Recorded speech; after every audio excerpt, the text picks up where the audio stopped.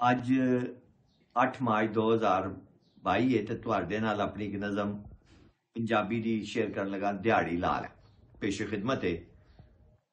जेकर जे तू मेरी मन्ने अंदरों अपनी आकड़ पन्ने लग जाएगा फिर तू बनने जेकर इंज ना कर पाया तू रह जाएगा कल्लम कल्ला कोई न तेनू पुछण वाला कोई न तेनू वेखण वाला दुनियादारी निरी बीमारी इस बीमारी नहीं मुकना मुक जानी है जाती सारी जिससे निकल परोने जाना मुड़ के जिसने फिर नहीं आना हशर ताई फिर बैठा रहेगा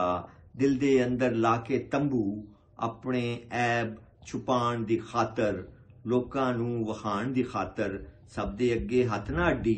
इक्को रब करीम ही जेड़ा कज लैंदा है सब दे पर्दे जेकर बंदिया